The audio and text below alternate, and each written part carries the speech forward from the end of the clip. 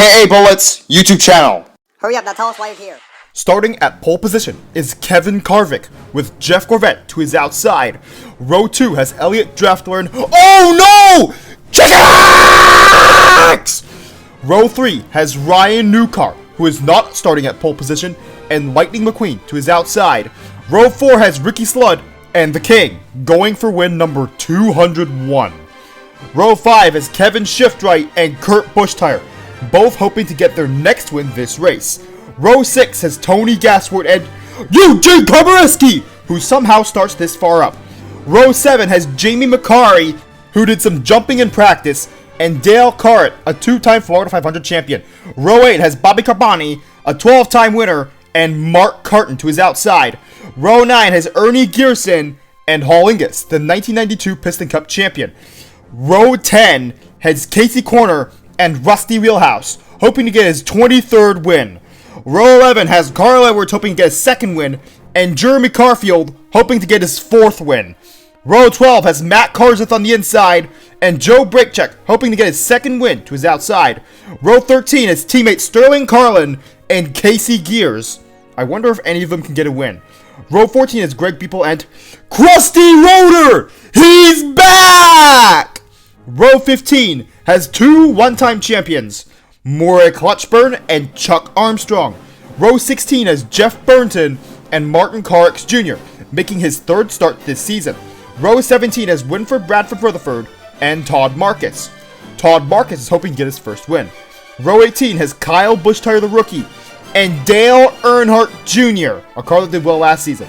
Row 19 has Brian Vickars and Michael Cartrip, a 4-time winner in the Piston Cup. Row 20 is Johnny Blamer, hoping not to crash, and Sage Vanderspin, hoping to get his 2nd win. Paunchy Wipeout makes his 2nd start this season with Ken Schrader to his outside. And starting in 43rd is Kajimo Mikino, who somehow qualifies ahead of James Cleanair. These 10 cars came close to qualifying, but failed. Since you saw Misty Motocross, Claude Scruggs has something to say as usual. Kevin Karvik would fail to keep the lead for a single lap, so Jeff Gorvette leads the first 20 laps. Winford Bradford Rutherford would take the lead from him, leading for only 2 laps before Jeff Gorvette would retake the lead, leading until lap 36, where he'd lose the lead to Tony Gasworth. Tony Gasworth would only lead for 2 laps before Greg Beeple would lead some more laps, leading for 2 laps. But then, Lightning McQueen would take the lead from him, leading all the way to lap 68, where Kevin Karvik, the car that started on the pole, would take the lead, leading until lap 71, where the King would take the lead from him. He'd lead for only 3 laps before Kevin Karvik would retake the lead, leading for 4 laps before Ryan Newcar, the Rocket, would take the lead, leading until lap 83, where Lightning McQueen would take the lead from him. He'd only lead for 2 laps before Kevin Karvik would retake the lead, leading for another 4 laps. But Dale Earnhardt Jr., coming from the back of the field, would go on to lead 3 laps before Jeff Gorvette would retake the lead, leading until lap 102 for a total of 11 laps before Joe Brakecheck would take the lead from him, leading for only 1 lap before Winford Bradford Rutherford would take the lead for 3 laps. But, oh no! Todd Marcus is 21st as of lap 106, where he wrecks Paunchy Wipeout and Sage Vanderspin. Wait, what? Chickens! Is 6th as of the same lap, where he wrecks Lightning McQueen, Ryan Newcar, who goes airborne, Johnny Blamer, Krusty Roeder, Brian Vickars, Ernie Gearson, and Kyle Bushtire. Why? But the King would take the lead for 1 lap after the cautions, but then Kevin Karvik would retake the lead, leading for another 1 lap. But then Jeff Gorvette would take the lead, leading for 1 lap! And then Elliot Drafter will take the lead, leading for another 1 lap! And then Hall Ingus would take the lead, leading for another singular lap! And then Elliot Drafter retakes the lead for 1 lap! How are the cars only leading for 1 lap? And Maury Clutchburn would take the lead, leading for another singular lap! And then Elliot Drafter retakes the lead, leading for another 1 lap! But then Hall Ingus would lead another singular lap! How are these cars only leading one lap? And Elliott Draftler does the same thing, leading on lap 116. Greg People only leads for one lap! How is this happening? But luckily, Mark Carton would lead for more than one lap! Hooray! But on lap 120, he'd lose the lead to Jeff Corvette, who leads for 3 laps. But then Elliott Draftler would retake the lead for more than one lap!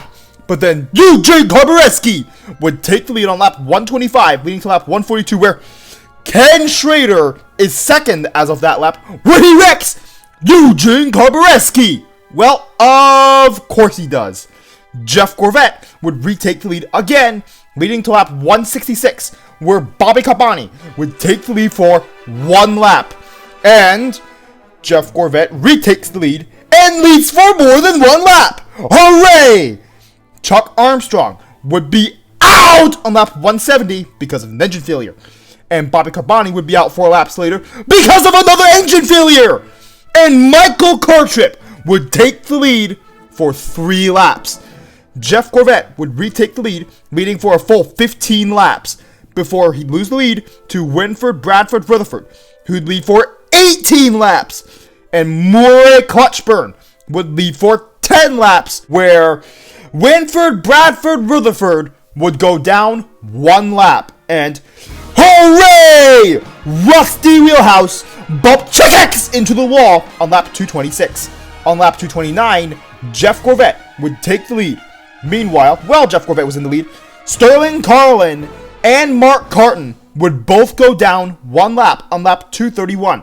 And 1 lap later, Carl Edwards would also go down a lap. Oh no! Chick-X takes the lead for 1 lap. But Hollingus would bump him into the wall, and he'd go on to lead 30 laps before Kevin Shiftwright would take the lead from him, leading until lap 286, where Greg Beeple would take the lead from him, leading all the way to lap 332, where he'd lose the lead to Jeff Corvette. Jeff Corvette would lead for 7 laps before the King would take the lead from him, leading until lap 361, where Todd Marcus and Martin Carx Jr. both wreck each other out. I don't get it. After the restart, Greg Beeple would take the lead, leading until lap 380, where Murray Clutchburn would take the lead from him, leading for the next 14 laps, before Hollingus would take the lead for the next 5. But Murray Clutchburn will take the checkered flag, leading for the first 4 turns of lap 400. But Hollingus would take the lead on the front stretch, and he beat Murray Clutchburn by 5 feet, which means that Hollingus is the winner of the 2005 N20 Cola 400. And this is the top 10 of the race. How did Kajimo Mikino finish in the top 10? And here is the top 20 in points. The King boosts his lead to 42 points.